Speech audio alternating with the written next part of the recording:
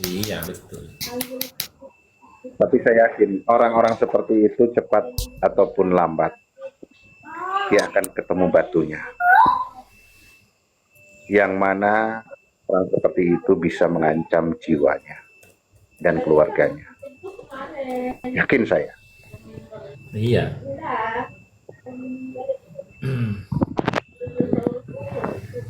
Lagi unyu-unyunya mereka itu, Bang Satria. Lagi lucu-lucunya. Oh iya, lagi lucu-lucunya. Itu kan karena kebaikan kita aja itu. Ya, mereka melakukan Leres, leres. penghinaan, pencemaran nama baik, pengancaman. Itu kita biarkan, nggak kita laporkan itu karena kita ini baik hati.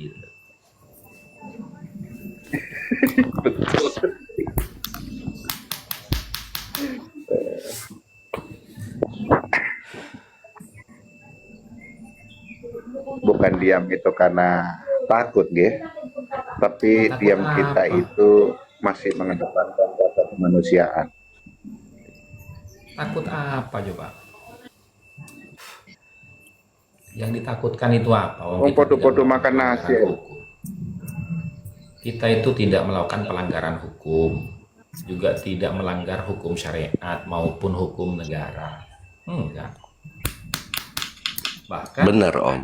Bahkan mereka kita itu katakan dilindungi Habib negara. Rizik itu gurunya NU, kita biarin saja kok.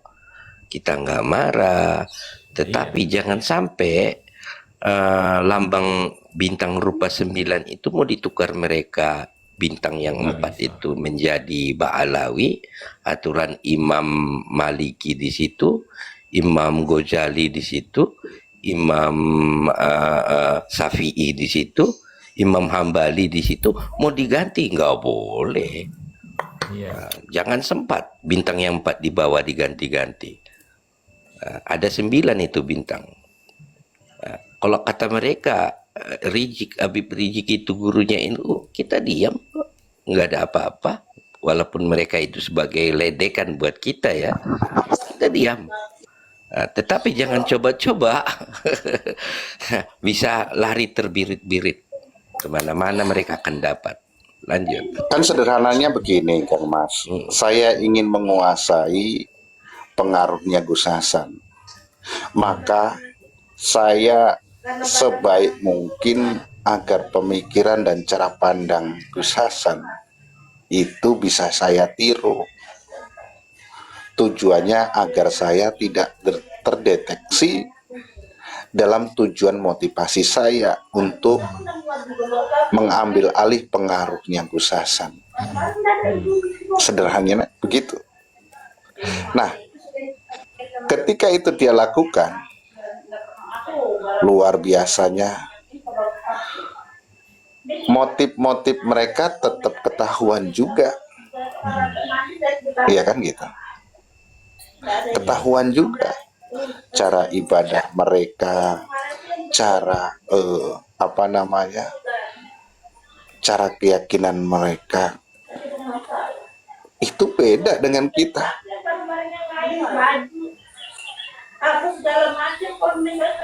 Wah, luar biasa kuasa Allah itu ya. Iya.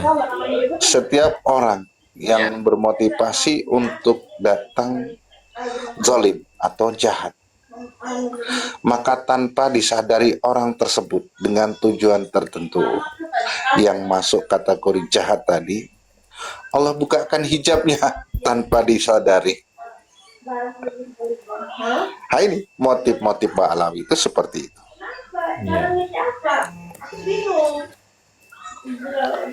Akhirnya apa yang terjadi? Sumpah serapah, fitnahan yang luar biasa terhadap para tokoh, yaitu tokoh sepuh kita, Allah balikkan dengan sehina-hina. Bayangkan saudara-saudara kita ketika mengolok-olok, ya seperti di luar batas kemanusiaan kadang-kadang.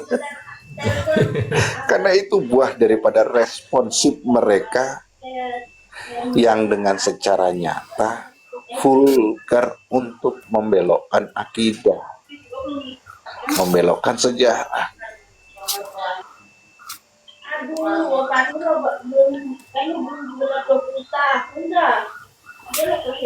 Nah, sesungguhnya menurut penilaian saya, mereka itu bukan muslim sesuai dengan keyakinan dan kepercayaan kita, Gus. Monggo kalau saya keliru dalam penilaian tersebut agar bisa dikoreksi. Motong sebentar. Kemarin pernah ada Betul yang atau tidak kira-kira? ada yang nanya, cuman saya namanya belum tahu. Pernahkah ada Habib atau anaknya Habib itu sunat kayak itu? Saya nggak punya jawaban. Nggak pernah melihat soalnya. Biasanya kalau sunatan kan undangan. Biasanya kalau yang berlaku di Indonesia. Nah itu lagi yang mencurigakan, tak gituin aja. Sunat apa enggak kayak itu. Nah, kalau pertanyaan sunat atau enggak, yang lebih tahu, lebih jauh dan dalam dari dalam-dalamannya Gus Hasan. Kami ini tidak punya kapasitas bisa menjawab Mana karena tidak tahu, tahu. emang Kalau Gus saya Hasan suka kayaknya ngeliatin tahu. dia. Ngapain saya ngeliatin sarungnya itu? Masya Allah.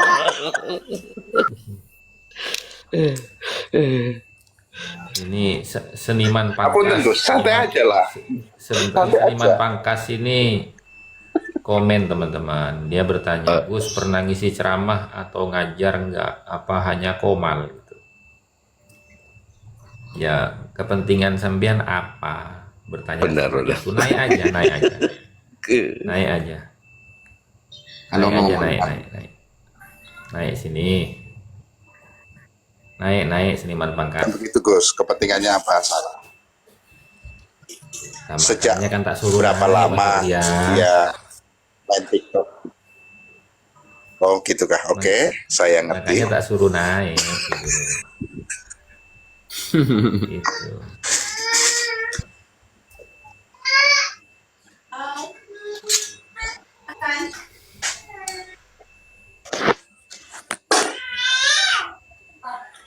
Naik aja seniman pangkas. Tidak apa-apa naik kamu.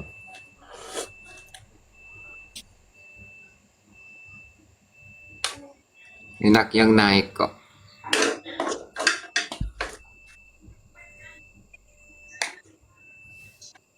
Naik aja, pertanyaan mungkin bisa dijawab di Komal daripada jadi bunny tapping, ya kan? Karena di Komal ini insya Allah tidak ada caci maki atau coba untuk mempersekusi. Wajahnya wajah-wajah polos yang dengan tanyakan ini Gus Hasan ini, wah luar biasa. Aja polos.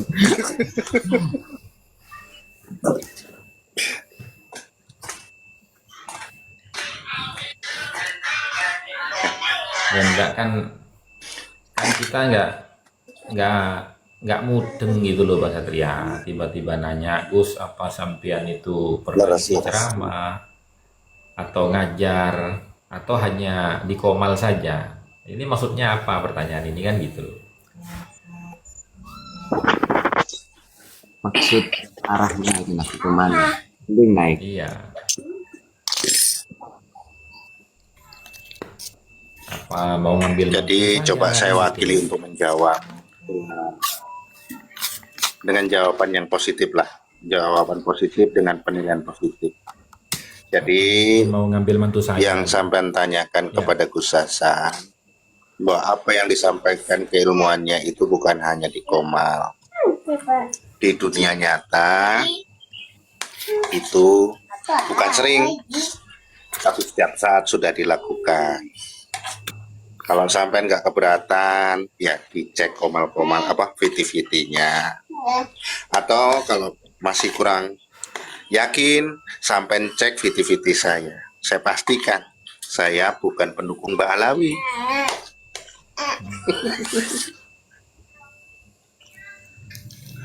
Ini ada juragan beras nih yang tanya kepentingan itu botol oga mikir gitu. Sudah ada jawabannya di Komal juga. Kayaknya. Nah, iya.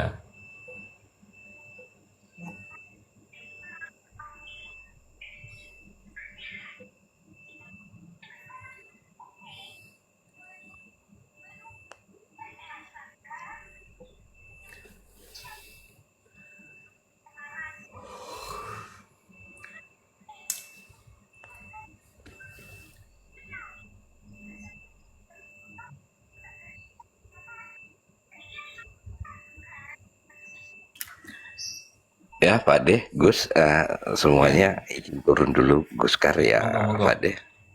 Ya, Terima monggo. kasih ya. Terima kasih. Assalamualaikum warahmatullahi wabarakatuh. Horas, horas, horas. Waalaikumsalam Horas. warahmatullahi wabarakatuh. Horas, selamat berjuang. Buskar. Iya, Ya, terima kasih. izin turun Om. Waalaikumsalam Iya, warahmatullahi wabarakatuh. Demikian Gus, saya mohon izin turun dulu karena Iya, saya iya. harus menjalankan aktivitas dalam hal ini ya. Saya sedang menyusun rencana untuk investigasi pergandaan. Demikian saya mengucapkan banyak terima kasih. Assalamualaikum warahmatullahi wabarakatuh. Waalaikumsalam Woi, jangan lari. warahmatullahi wabarakatuh. Izin diturunkan Om Hos. Gus Karau. Enggak. Bang Satria ini ono-ono ini.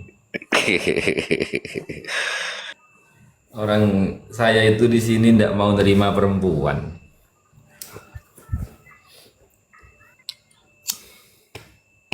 Ngapain perempuan mau diskusi di sini? Udah perempuan di bawah aja dengerin gitu.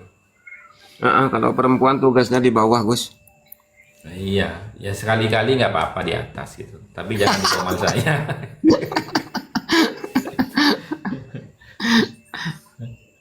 Suara na, Gus.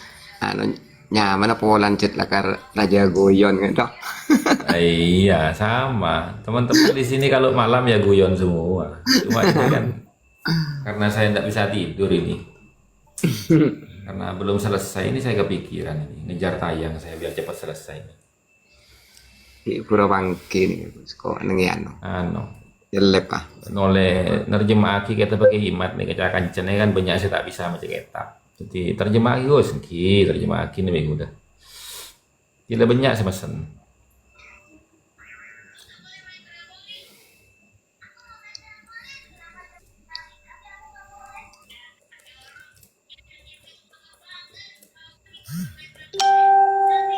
Ngobai kuburan nang daerah Metis Semarang.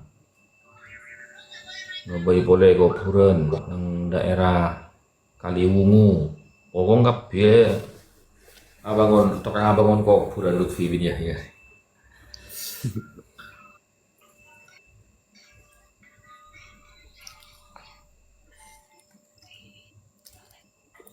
Salam kenal boleh naik, Gus, katanya. Silakan.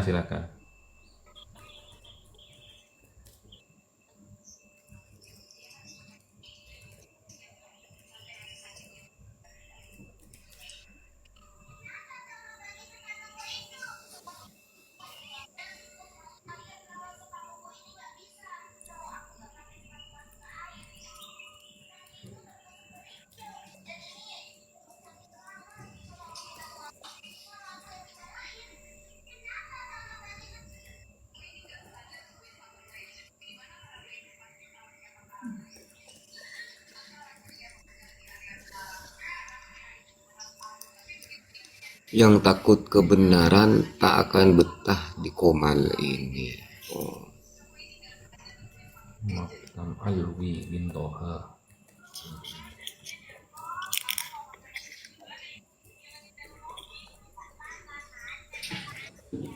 Misalnya, Assalamualaikum, selamat pagi. Waalaikumsalam warahmatullahi wabarakatuh. Ya, lanjut. 2017 ya.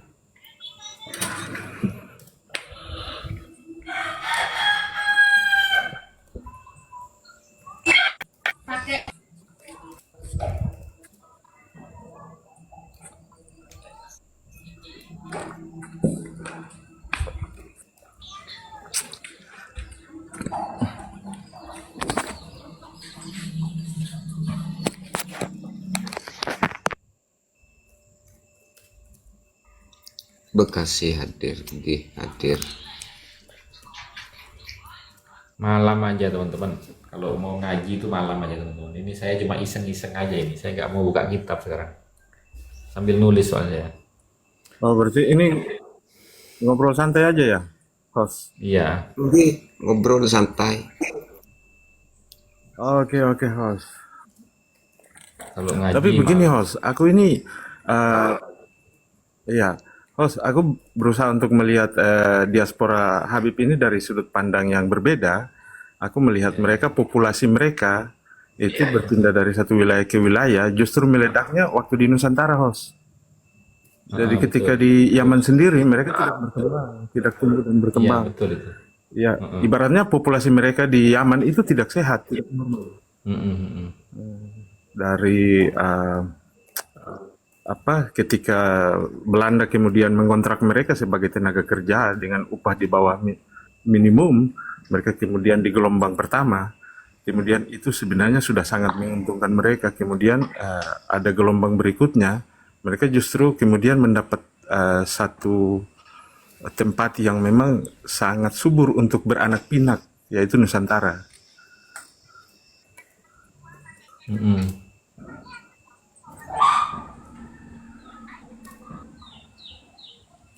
Betul itu. Karena orang Indonesia kan lugu-lugu, gampang percaya. Kalau orang Arab itu kan, kalau nggak jelas kan nggak mau. Iya, Betul, Indonesia memang lugu-lugu memang. Iya.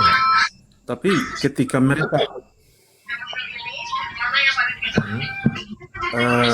begini, saya ingin ceritakan sedikit bahwa ketika mereka itu datang di pertama kali, justru karena uluran tangan orang Nusantara lah, kemudian mereka itu bisa.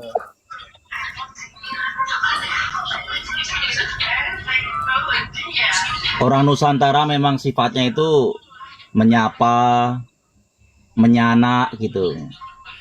Tapi orang Nusantara itu antik. Ketika mereka itu menyapa, terus kemudian kok disalahgunakan, kok tahu kalau itu disalahgunakan, bahaya ini.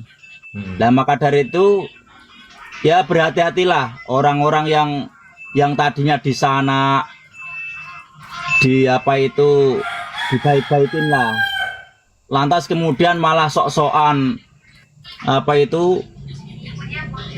bikin yang enggak. Ini bahaya, ini sudah waktu-waktu ini sudah taraf-taraf yang kritis ini. Kalau sampai orang Nusantara benar-benar tahu kalau ini dikibulin, dibujukin atau ngeri itu. Iya. Iya, benar. Setuju. Bang Husnul. Benar itu. Memang orang Nusantara itu dari zaman Belanda dulu memang mudah lah, artinya disuruh ke sana yo ke sana, disuruh ke sini yo ke sini, bahkan sampai disiksa sekalipun tuh ya mungkin ini dosa kami kah atau bagaimana, artinya prasangka baiknya itu masih ada gitu loh, mungkin dianggap wah ini ujian atau apa begitu. Tapi kalau sudah tahu bahwa ini memang bukan ujian, nanti akan melawan.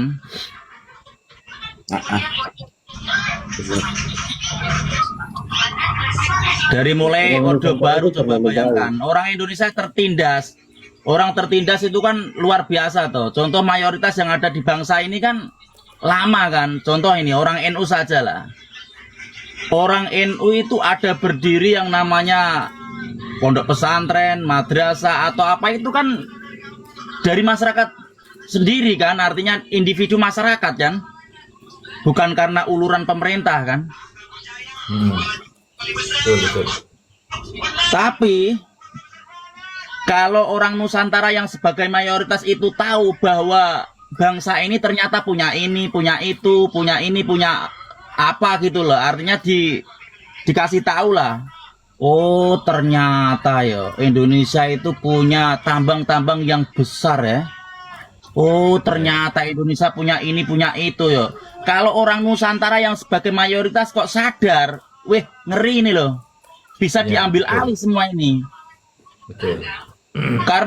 Karena ini belum sadar penuh, gitu loh. Belum penuh aja, tapi kebanyakan mulai sudah. Coba perlu disadari lagi.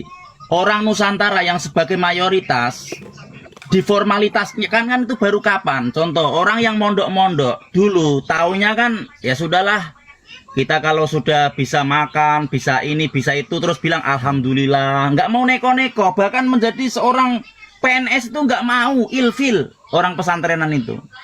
Iya, betul. Tapi ketika perjuangan itu harus ada yang di situ, kemudian orang-orang itu memberitahu, orang pesantren itu jangan hanya begitu, hanya jangan jadi mudin saja, jadi tukang talqin saja, jadi tukang tahlil saja, itu jangan. Coba kalau kau lihat orang-orang yang menjadi naib itu, kalau dipegang sama orang yang nggak tahu tentang agama, wah bahaya. Pada akhirnya santri-santri itu terus tahu, oh iya, kalau begitu saya harus di situ ya. Lah, dengan cara-cara harus di situ kan harus ada formalitas apa itu ijazah kan. Lah maka dari itu pertama kali ada sekolah modul, sekolah apa itu persamaan itu kan di zamannya Mbah Gus Dur kan. Di zamannya Mbah Gus Dur itu diperjuangkan supaya santri-santri itu bisa melanjutkan ke formal. Saya masih ingat betul itu. Dulu waktu saya di Pondok Pesantren Kaliwungu Kendal itu toh. Itu dulu itu salah betul di sana itu. Tapi semenjak Mbah Gus Dur menjadi presiden itu ada sekolah persamaan itu. Lantas santri-santri setelah lulus pondok kemudian apa? Ikut kuliah di mana-mana lah. Artinya ijazah yang formal itu toh bisa untuk kuliah. Makanya orang-orang pesantren itu bisa menduduki masuk ke partai-partai, ke partai ini, ke partai itu ya karena mempunyai itu ijazah-ijazah yang dibawanya itu. Ya. Lah giliran orang-orang yang dulunya yang wow itu kepanasan gitu, wah ini bagaimana ini pesantren kok banyak yang masuk ke apa itu lini-lini seperti ini gitu. Mereka itu kayak Bahaya kaget. ini. Nah bahaya ini kan begitu. Iya. Dulu pondok pesantren itu takut untuk mendirikan apa ya? Untuk mendirikan sekolah formal itu takut. Saya ingat betul Abah Yai Demyati Roes Kaliwungu, almarhum Abah Yai Demyati Roes itu dulu itu banyak kiai-kiai yang mendapat izin dari beliau itu banyak. Artinya mendirikan ini, mendirikan itu banyak yang dari situ. Bahkan sampai mendirikan sekolah formal itu mendapatkan izin dari beliau. Oh, kamu bisa mendirikan ini. Oh, bisa kamu mendirikan itu dari beliau. Makanya Al-Fadlu yang ada di apa itu di Kendal Kaliwungu itu kan baru-baru ini kan ada Al-Fadlu 2, Al-Fadlu 3, Al-Fadlu 4 bahkan sampai ke berapa ini? Banyak sekali ini. Ini baru-baru ini toh. Iya. Nah, sebelum itu kan pesantren kan hanya begini-begini aja. Wajar kalau pesantren ini diserang mati-matian ya karena faktor mendominasi itu. Benar. Selamat datang Ki Haji. Dari tadi kemana saja Ki Haji? Tadi malam juga ngilang Ki Haji ini. Tuh kayak ini. Assalamualaikum warahmatullahi wabarakatuh. Salam Warahmatullahi wabarakatuh. sehat, salam semangat. Raja Gayon itu dari Kalsel juga itu Ki Haji. Nggih, Kalsel, Kalimantan Selatan, Raja Goyon. Oh Raja Guyon, ye. Nggih. Gimana kabarnya Pian? Alhamdulillah, Pian kayak apa juga. Alhamdulillah, semangat. Alhamdulillah, ulun sehat aja, sekeluarga. Mulai mana Pian? Palai hari masuk kawasan Palai Hari. Oh, play hari kah? Nggih Nggih, pun. Pian. Ulun mana yuk? Lupa alamat ulun. Yang penting ulun Banjarmasin gitu aja. Kayak apa Mas Raden? Nggih kayak ini Pak. DM-an aja kalau alamat itu. Kalau alamat tuh DM-an aja.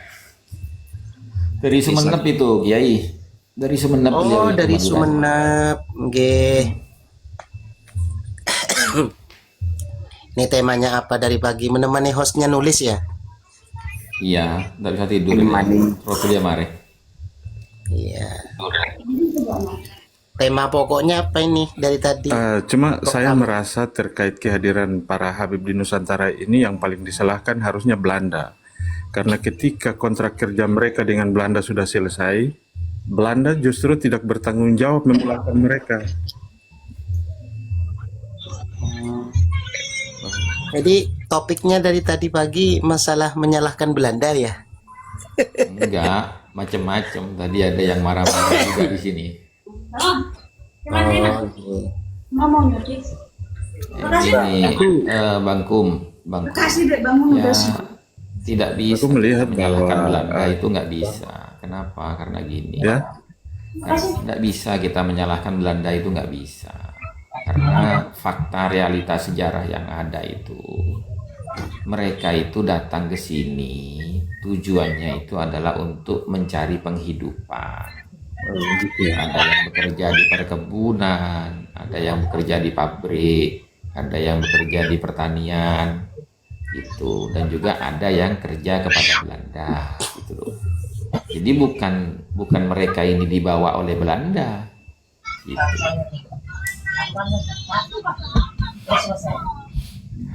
Ada juga Ya, yang tapi kan Gus, apa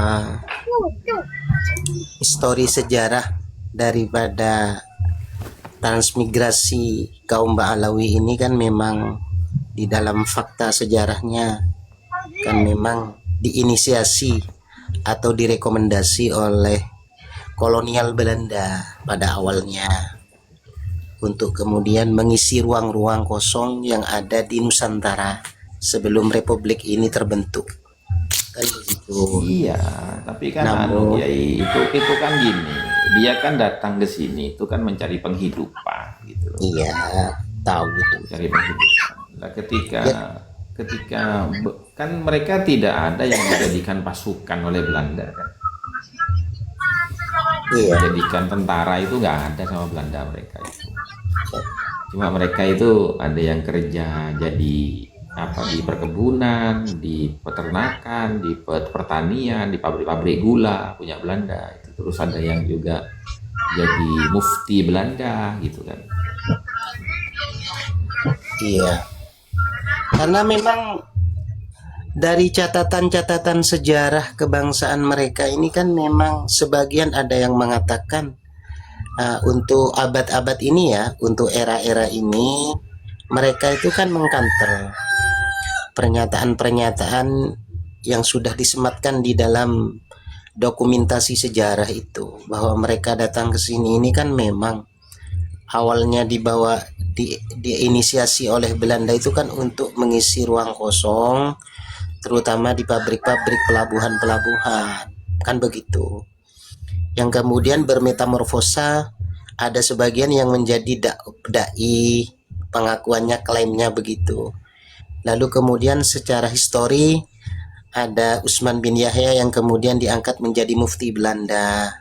Lalu di situ mereka membangun kekuatan karena sudah mengakar di bumi pertiwi ini, maka kemudian mereka merasa enak. Artinya asimilasi dengan peradaban Indonesia ini menjadi nyaman gitu. Sehingga mereka mengatakan bahwa kebanyakan daripada bangsa mereka ini kan tidak membawa istri. Nah, itu pengakuannya. Lalu dengan seiring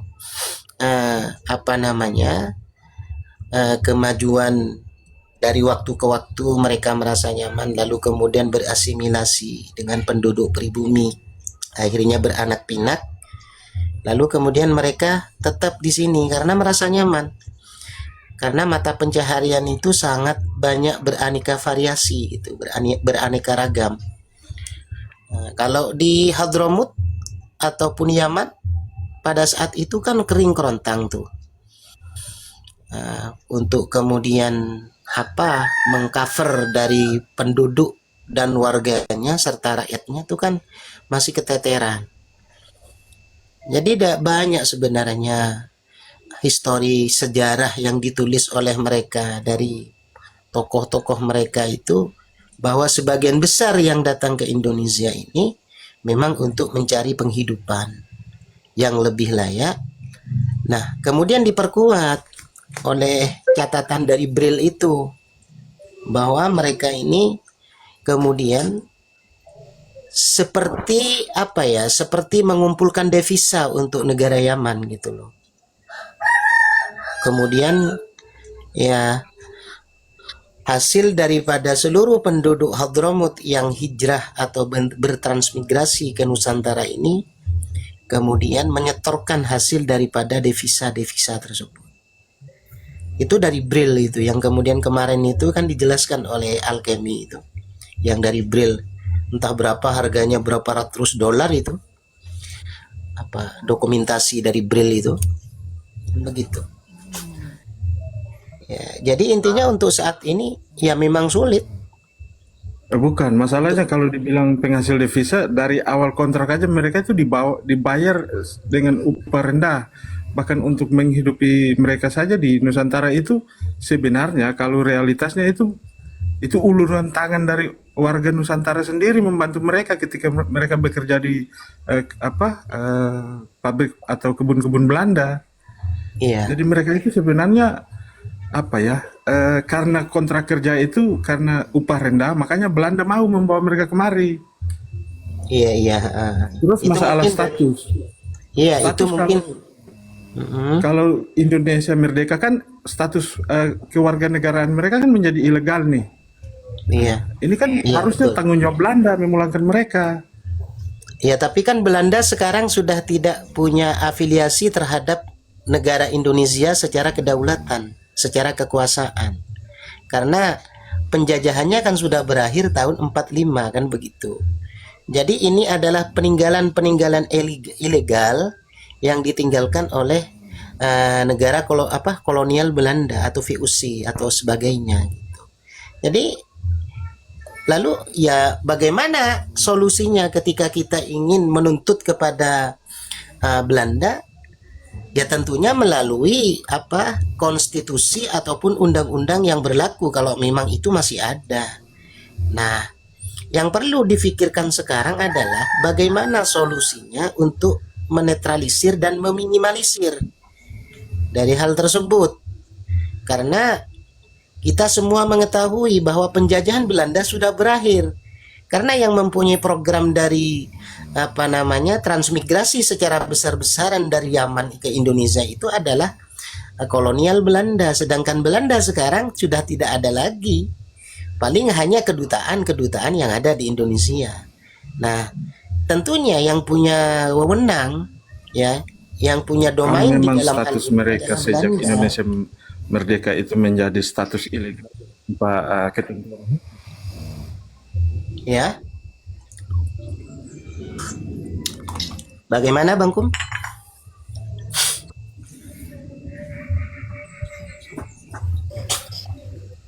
Lanjut Bang. dulu Bang Nadine.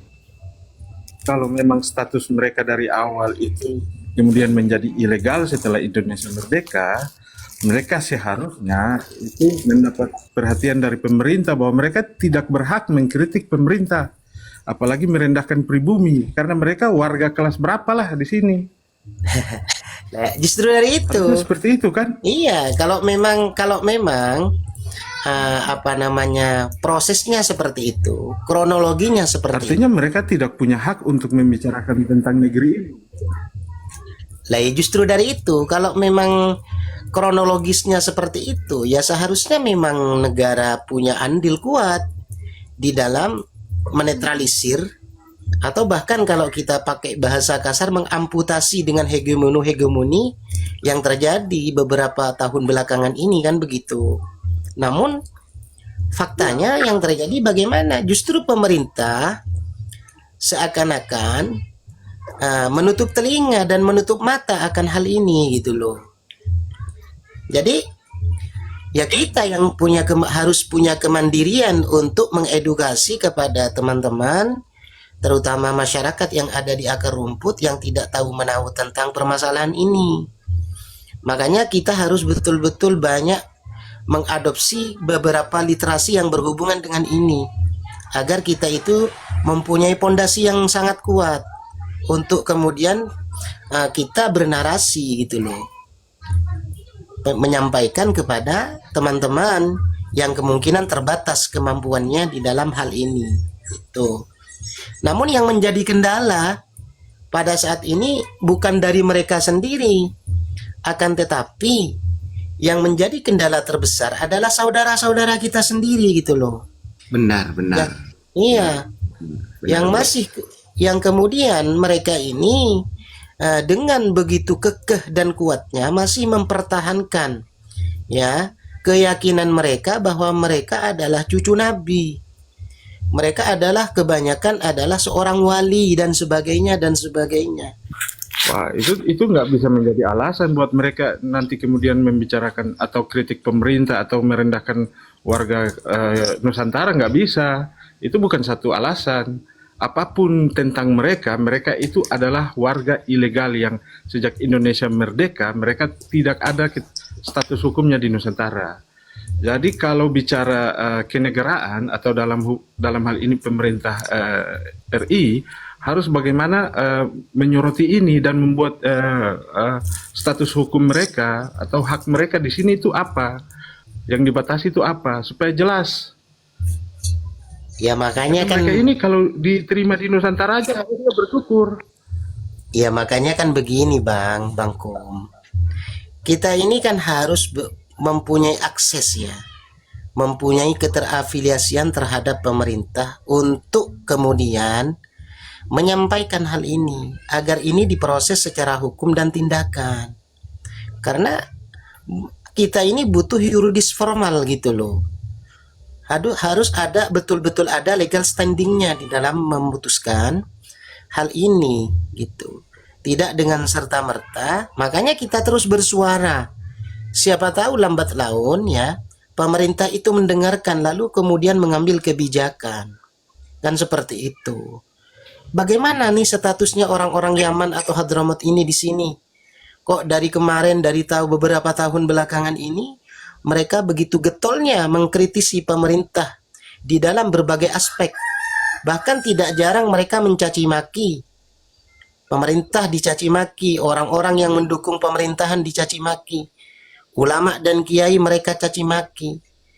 Mereka binatang-binatangkan mereka. Nah, ini apakah tidak cukup untuk kemudian sebagai alasan kita ini gerah dengan sikap dan perbuatan daripada mereka?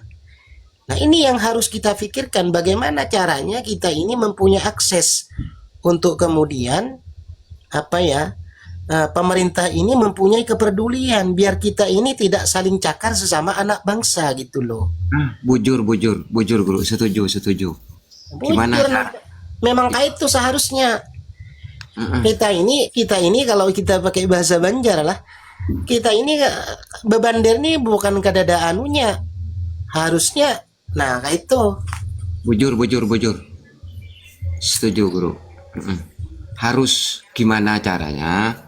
Itu sebenarnya pemerintahan sekarang sudah mempunyai apa ngarannya ya, data yang bisa dijadikan alat. Padahal mereka sudah nyata gak punya hak untuk keluar sok warga ini. Iya, makanya mari kita berupaya untuk meminimalisir dari hal-hal yang mereka usung selama ini. Bukan berarti kita membenci ya. Karena urusan membenci itu ada kaedah, ada turuknya. Kan seperti itu, ada alasan kuatnya gitu loh. Bujur. Tapi Ya, yang kalau kita membenci, kita sudah punya alasan kuat untuk membenci mereka karena apa yang terjadi selama ini yang mereka berbuat. Masalah kita nggak membenci, kita bukan apa ya, kita sebagai manusia, manusiawi lah. Iya betul Bang, kita punya alasan untuk membenci. Akan tetapi kebencian itu kan tidak harus kita umbar seluas-luasnya. Mari kita berupaya untuk lebih dewasa untuk menyikapi ini. Walaupun kita semua tahu dari berbagai aspek mereka ini keliru gitu loh, Benar. ya kan? Dan Dari hati. berbagai aspek mereka ini keliru, akan tetapi yang menjadi tolak ukur, yang menjadi parameter daripada sikap kita itu adalah yang menjadi lawan dari kita ini sekarang sesama kita gitu loh. Andaikan mereka frontal ya, betul-betul menampakkan diri, baik itu secara ilmiah, secara argumentasi dari berbagai disiplin, sejarah, ya kan, ilmu nasab dan sebagainya, kita kan enak, jelas lawannya. Tapi yang menjadi kendala bagi kita semua, sesama kita yang menjadi lawan kita, yang dijadikan tameng bagi mereka ini adalah saudara-saudara kita, sesama anak bangsa, sesama anak bumi pertiwi dan Nusantara gitu loh. Mereka enak-enak gitu di belakang. Yang gontok-gontokan itu kan sesama kita sekarang, yang kemudian kita labeli sebagai mukibin akut ini gitu loh Bang.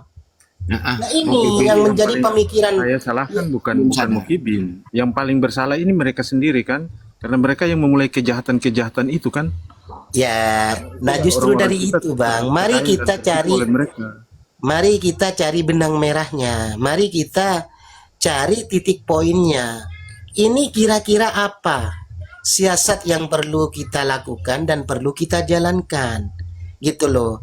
Selain daripada keikutsertaan pemerintah untuk menyikapi dan mengambil kebijakan di dalam hal ini, lalu kita ini harus terus mengedukasi teman-teman kita bahwa langkahnya itu salah. Jangan kita ini kemudian ya membela orang yang tidak jelas statusnya, akan tetapi mengorbankan darah daging kita sendiri, gitu loh. Makanya butuh pemikiran yang brilian, butuh ya pemikiran yang jenius untuk kemudian kita ini memberikan informasi, mengedukasi, kemudian apa namanya ya berbagai hal lah yang menuju ke arah poin itu gitu loh. Kalau kita berbicara masalah salah benar, ya kesalahan itu timbul daripada pihak mereka. Itu terutama siapa yang membawa mereka awalnya ke negara kita gitu, Nusantara gitu. Betul, narasi Abang betul.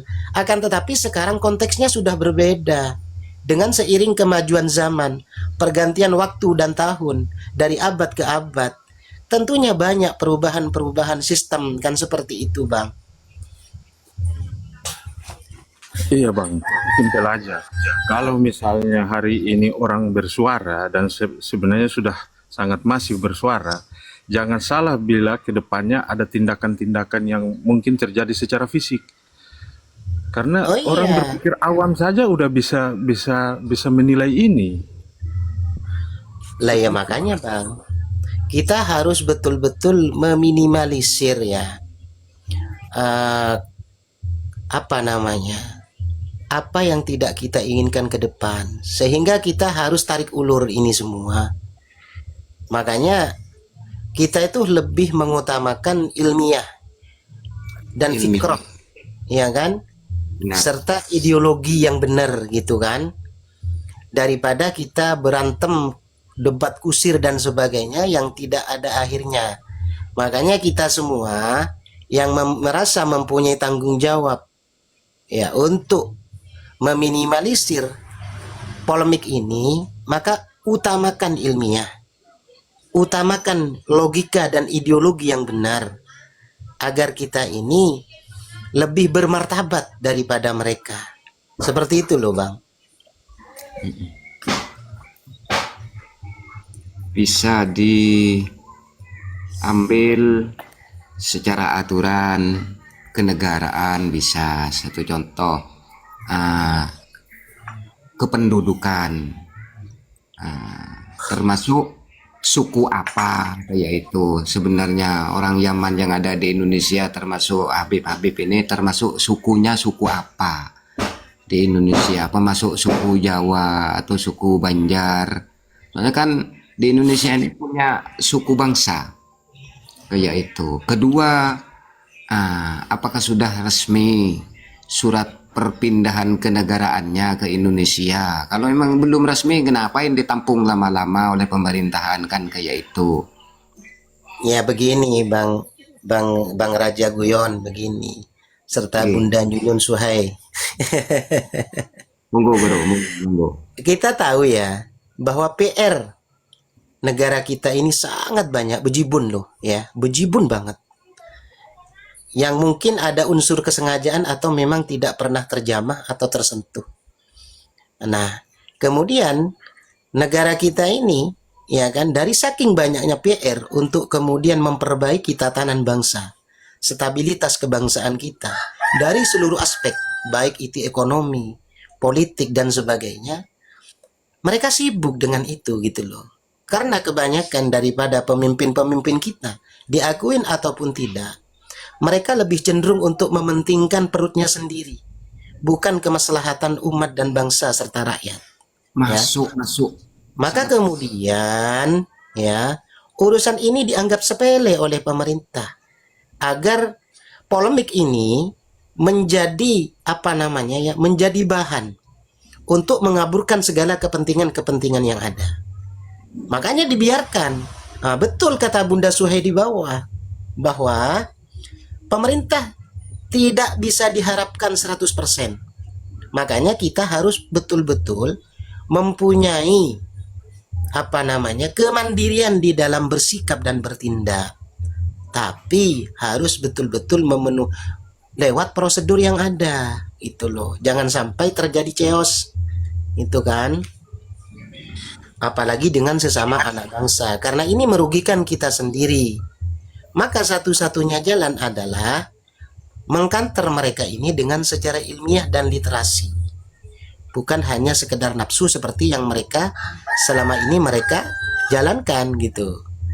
Makanya Gus Hasan dan teman-teman yang lain itu berupaya keras untuk kemudian menggali dari seluruh literasi untuk dijadikan referensi sebagai bantahan terhadap keabsahan mereka yang selama ini mereka gaung-gaungkan dan agung-agungkan. Begitu loh. Bang, saya ingin tambahkan sedikit bahwa pemerintah kita ini harus belajar dari Papua, dari pemerintahan Papua, di mana orang non Papua saja itu tidak mau dimasukkan dalam pemerintahan. Kita juga harus bisa keras bahwa orang-orang ini juga jangan ada dalam pemerintahan, jangankan diberi jabatan, jadi pegawai honorer pun jangan, mitra pun jangan, karena orang-orang begini tidak perlulah ada di negeri ini. Bang, faktanya sudah terlanjur Bang banyak.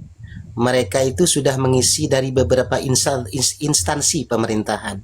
Ada yang jadi polisi, ada yang jadi TNI, ada yang jadi DPR, MPR dan sebagainya, dan ada yang menjadi Kementerian Agama. Itu loh. Dari dulu kan kita sudah bisa men-tracking bagaimana sepak terjang daripada mereka ini gitu loh. Nah, Iya, tapi ke depan jangan ada pembiaran kayak gini lagi, harus keras. Karena nah, mereka justru ini dari kan itu. dari satu sisi kan mereka ini berbuat misalnya mereka korupsi atau kejahatan-kejahatan kriminal lainnya, mereka kadang-kadang punya satu doktrin bahwa itu kan mereka punya kakek, nanti dapat syafaat. jadi ini kan satu pemahaman mendasar yang merusak dalam satu instansi maupun organisasi apapun, mereka ini perusak. Iya, kita semua tahu akan hal itu, Bang. Tapi kan mekanismenya tidak segampang itu, harus apa yang kita kehendaki gitu loh ya. Karena harus melalui konstitusi, mekanisme dan sebagainya. Karena kan kita tahu Indonesia ini walaupun hukumnya morat-marit, tetapi jargon sebagai negara hukum kan masih melekat, Bang. Maka kita harus patuh. Jadi ati'ullah wa ati'ur rasul wa ulil amri minkum, kan begitu firmannya Allah.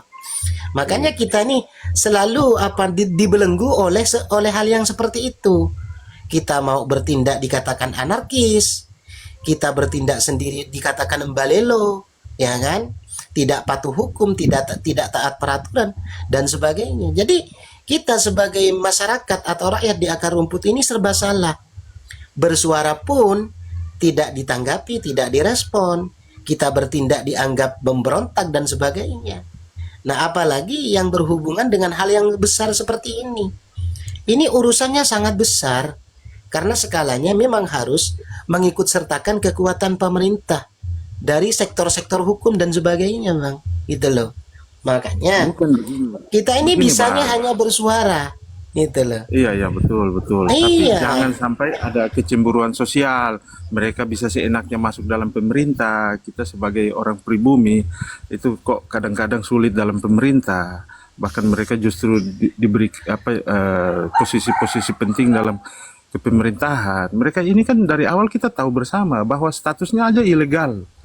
Kok diberi hak yang sama gitu kan? Nah, itu yang maksud ulun tadi guru, ilegal. Belum resmi kependudukan di Indonesia. Tapi kenapa pemerintahan itu, nah dari mana pemerintah ambil undang-undang kayak itu? Iya begini, Bang Raja Guyon, begini.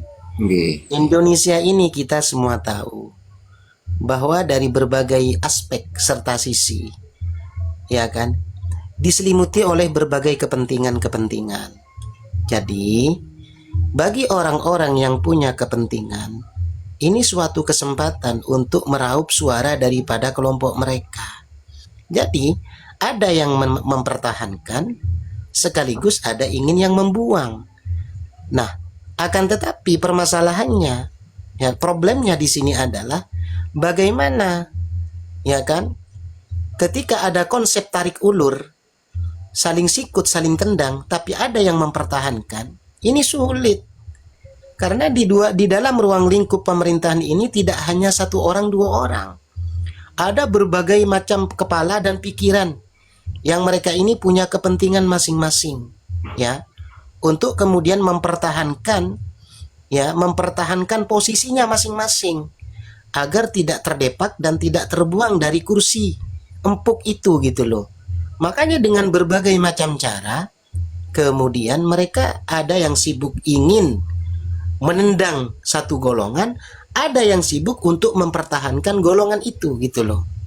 Jangankan skala besar di dalam ruang lingkup republik, ya, di dalam salah satu organisasi, ya, keagamaan dan sosial, ini juga punya kepentingan. Makanya sangat ruwet, gitu. Karena semuanya ini berbagai kepentingan ini saat berbaur di dalam kerangka NKRI ini. Nah, makanya mari kita urai satu persatu untuk kemudian mendapatkan solusi. Bagaimana baiknya ini loh. Nah, walaupun ini adalah membutuhkan dan memakan waktu yang sangat panjang, yang penting kita sudah berusaha dan berupaya semaksimal mungkin. Jika memang Allah belum mentakdirkan ini berhasil, mudah-mudahan generasi kita berikutnya yang akan berhasil. Untuk apa? Untuk mempertahankan peradaban, untuk mempertahankan peradaban bangsa ini yang telah diwariskan oleh leluhur serta founding father kita, gitu loh, Bang. Amin.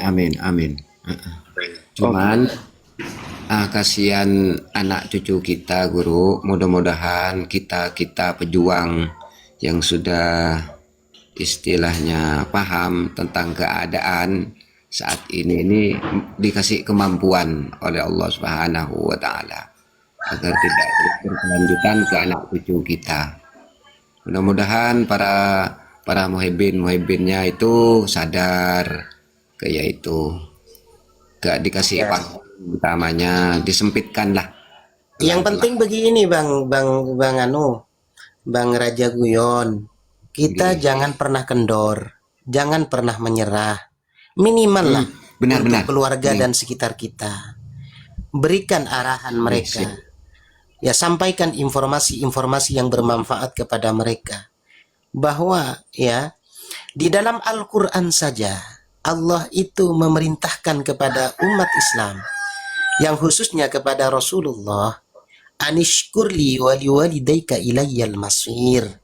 Kan begitu firmannya di dalam Al-Quran. Hendaklah kamu bersyukur kepadaku dan kepada kedua orang tuamu, ilayyal masir, karena kamu akan kembali kepadaku. Nah, artinya apa? Di sini kita boleh ya mengambil suatu ibarat bahwa kita nih harus tertib di dalam berkreasi, di dalam beraksi. Beraksi dalam bentuk apa? Bentuk syukur atau terima kasih. Yang pertama itu adalah kita harus bersyukur kepada Allah. Lalu bersyukur kepada Allah itu bagaimana implementasinya? Ya, yaitu bersyukur kepada kedua orang tua kita, berterima kasih kepada kedua orang tua kita dan kepada kakek nenek serta leluhur-leluhur kita. Di sini tata tertib berlaku loh ya. Bukan justru kita ini leluhur kita dilupakan, lalu kemudian kita memuja-muji leluhur orang lain yang tidak jelas statusnya. Ini bukan bentuk syukur yang diperintahkan oleh Allah. Nah, inilah yang harus terus kita edukasikan kepada saudara kita, kepada anak dan tetangga kita, daerah lingkungan kita. Ini yang perlu kita edukasikan. Dengan begini, ketika mereka sudah memahami konteksnya, konteks yang sebenarnya, maka dengan sendirinya melemahlah hegemoni-hegemoni yang dipertahankan oleh kelompok mereka selama ini. Bahwa tindakan kita ini salah. Orang tua kita diabaikan, kakek nenek kita, leluhur kita diabaikan, malah justru mendatangi orang yang tidak jelas statusnya dengan berbagai macam upaya. Bujur Itu loh. itu. Bujur. Hanya hasil daripada iklan serta yang digembar-gemborkan oleh promotornya. Wah, ini ada haul Habib si fulan. Ini akan mendapatkan ini dan itu kalau mendatangi. Ini kan promosi Promosi. yang Bujur. yang tidak jelas, yang tidak jelas betul apa tidak. Sementara wali yang ada di rumah kita lupakan. Ini adalah bentuk pengkhianatan terhadap firman-Nya Allah loh. Itu loh. Bujur. Ya, Makanya setuju. kita nih harus cerdas gitu. Ya, Dan aku begini lagi. Alhamdulillah ya Apapun Allah. alasannya, ketika mereka memperkusi orang-orang pribumi, itu saya sangat marah. Mengingat Loh, iya, status Bang. awal mereka itu sebagai apa, kontrak kerja rendahan, dibilang budak rendahan oleh Belanda, terus kemudian mereka menjadi-jadi seperti ini, itu sangat tidak dibenarkan. Apapun alasannya. lah iya, tidak ada yang membenarkan itu. Tidak ada. Karena selama ini pemimpin-pemimpin kita, baik yang ada di pemerintahan ataupun yang ada di tokoh-tokoh masyarakat, yang kemudian dinamakan ulama serta kiai dan ustadz, mereka ini semuanya dinina bobokkan itu loh selama ini. Makanya ya, kita harus bangkit untuk menyadarkan sebagian daripada kita. Siapa tahu, karena kita ini cara mengedukasi itu harus multi level, Bang. Tidak harus dengan skala besar sekaligus. Ya kan, tidak bisa itu. Karena apa? Karakter bangsa kita ini adalah apa ya? Tidak bisa kalau diajak berkumpul itu mereka mau, tapi ketika diajak berbaris rapi, mereka tidak mau gitu loh. Makanya metode yang paling jitu itu adalah multi level. Artinya mulai dari diri kita. Pahami dulu konteksnya. Pahami dulu apa sih yang terjadi. Kemudian bagaimana mencari celah untuk kemudian menetralisir ini semua. Nah, setelah kita mengetahui baru kita edukasi teman kita, keluarga kita. Dan akhirnya kan lambat laun menyebar. Banyak orang memahami dan mengerti dengan konteks ini sehingga mereka tidak lagi seperti kemarin-kemarin. Akhirnya lebih cenderung untuk merawat tatanan kebangsaan dan kedaulatan kita sebagai anak bangsa, orang Indonesia, ya. Nah, kalau itu kita jalankan lambat laun, insya Allah semuanya akan teratasi. Itu loh. Iya Bang, tapi kita memang harus bersuara. Tuntutan kita itu mereka jangan haknya disamakan dengan warga pribumi. Itu aja. Karena memang sudah banyak dosa mereka di Nusantara ini. Dan ini kok kita nggak menjadi cermin buat kita kan? Mereka itu beda sama kita. Watak dan karakter mereka itu beda. Jangan disamakan status haknya dengan orang pribumi. Orang Cina pun haknya mereka itu masih lebih rendah daripada orang Cina. Gitu. Iya betul, itu betul. Apapun yang dikatakan oleh mereka yang masih bertahan, ya kan, di dalam keyakinannya, insya Allah tidak lebih baik daripada kita. Karena saya pribadi dengan Gus Hasan itu telah banyak mengkaji beberapa